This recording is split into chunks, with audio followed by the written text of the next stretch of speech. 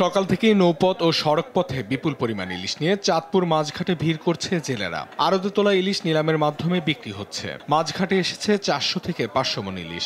1 KG ইলিশ বিক্রি হচ্ছে 2100 থেকে 2200 টাকা, যা গতকাল ছিল 2400 থেকে 2500 টাকা। 700 থেকে 800 গ্রামের ইলিশ 1800 থেকে 1900 টাকা, আর 500 থেকে 600 গ্রামের ইলিশ মিলছে 1500 থেকে 1600 টাকায়। দাম কিছুটা কমায় খুশি ক্রেতারা, তবে আরো কমলে স্বাচ্ছন্দ্যে কেনা যাবে বলে মত দিয়েছেন তারা।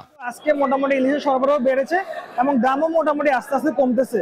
আমরা গতকাল বেচছি 2500 টাকা কেজি, আজকে মাছ বিক্রি করলাম 2300 টাকা কেজি। ইলিশের সরবরাহ বেড়ে যাওয়ায় খুশি আড়তদাররা। ব্যবসায়ীরা জানিয়েছেন, সরবরাহ বৃদ্ধির ফলে কেজিতে ইলিশের দাম 200 থেকে 300 টাকা কমেছে।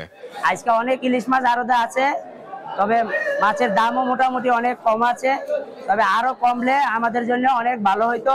আগের তুলনায় মাছের দাম অনেক কম আছে। মৌসুমের শুরুতে চাঁদপুর মাছঘাটে ইলিশের সরবরাহ কম থাকলেও আজ বেড়েছে চোখে পড়ার মতো।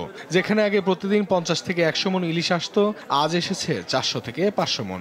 ব্যবসায়ী নেতারা আশা করছেন আগামী সপ্তাহ থেকে সরবরাহ আরো বাড়বে। গতকালকে 100 থেকে 120 মণ ছিল, কিন্তু আজকে সেই জায়গায় 400 মণের উপরে, প্রায় 450 মণ, প্রায় 500 মণও পৌঁছতে পারে। এরকম বিকাল নাগাদ হয়তো ফাইনালি সবটা পাবো।